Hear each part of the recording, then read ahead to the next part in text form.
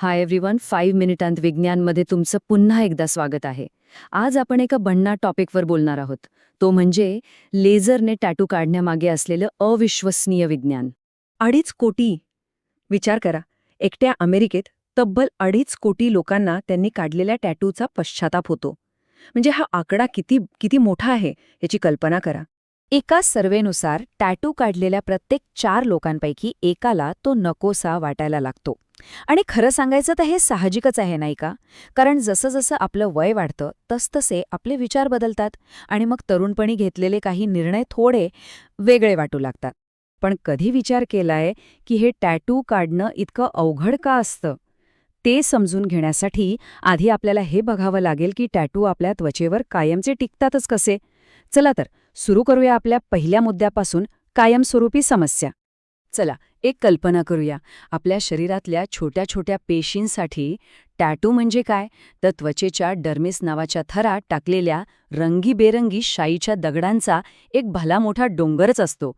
हे शाईचे कण इतके प्रचंड असतात की आपल्या शरीराची रोगप्रतिकारक शक्ती त्यांना जागेवरून इंचभरही हलवू शकत नाही. मग आपले शरीर काय करतं माहितीये? आपल्या हुशार रोगप्रतिकारक पेशींना कळतं की ह्या शाईच्या कणांना बाहेर काढणं शक्य नाहीये. म्हणून त्या कणांभोवती अक्षरशः एक मांसाची भिंत तयार करून त्यांना कैद करतात. आणि याचमुळे टॅटू आपल्यासोबत आयुष्यभरासाठी राहतात. मग आता या कैद्याला सोडणार कोण? इथेच पिक्चरमध्ये एंट्री होते आपल्या हिरोची. एक हायटेक शस्त्र ज्याचं नाव आहे लेझर. तर चला बघूया आपला दुसरा भाग, शाई विरुद्ध लेझरची लढाई. आता हे काम कसं करतं ते समजायला खूप सोपं आहे. समजा आपली त्वचा म्हणजे एक जेली आहे आणि टॅटूची शाई म्हणजे टोस्टचे कुरकुरीत तुकडे. लेझरचा प्रकाश जेलीमधून सरळ आरपार जातो, त्याला काहीच होत नाही. पण शाईचे कण म्हणजे ते टोस्टचे तुकडे ती सगळी ऊर्जा शोषून घेतात. भारी आयडिया आहे ना?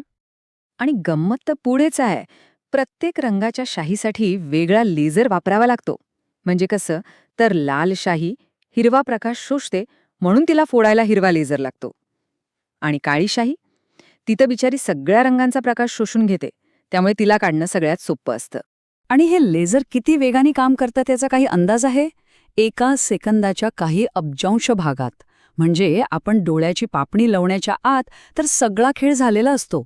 याच प्रचंड वेगामुळे त्वचेला जास्त इजा होत नाही आणि निशाणा फक्त आणि फक्त शाईच्या कणांवर लागतो. ओके, आता येतोय सगळ्यात रोमांचक भाग.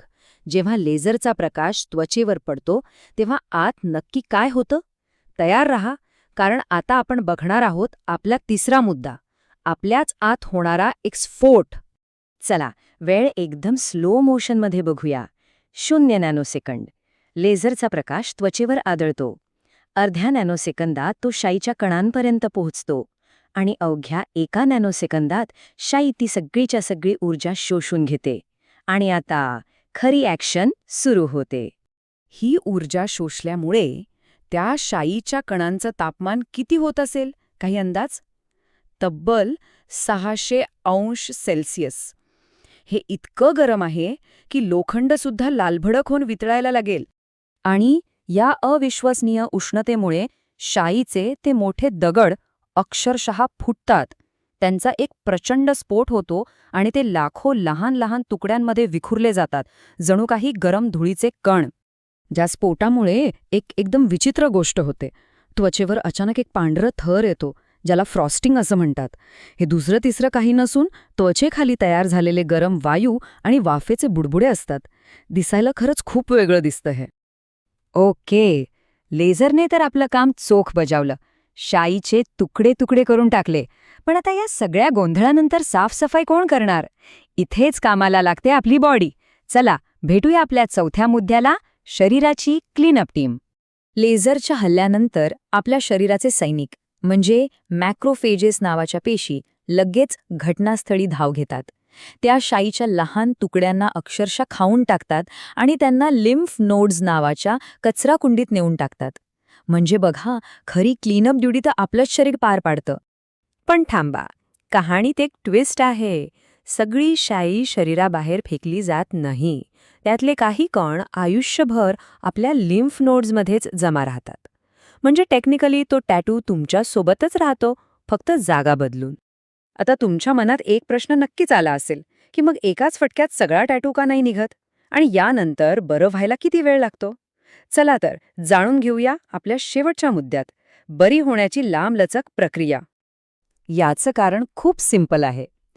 पहिल्या स्फोटानंतरही शाईचे बहुतेक तुकडे इतके मोठे असतात की आपल्या पेशी त्यांना उचलून नेऊ शकत नाहीत. मग आपलं शरीर काय करतं? बरोबर ओळखलंत. ते पुन्हा एकदा त्या उरलेल्या तुकड्यांभोवती मांसाची भिंत तयार करून त्यांना कैद करतं.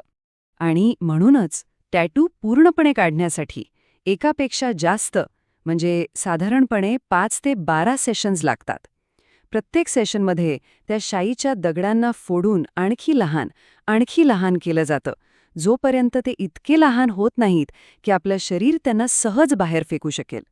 प्रत्येक सेशननंतर काय होतं तर सुरुवातीला त्वचा थोडी सुजते, लाल होते, अगदी सनबर्न झाल्यासारखी.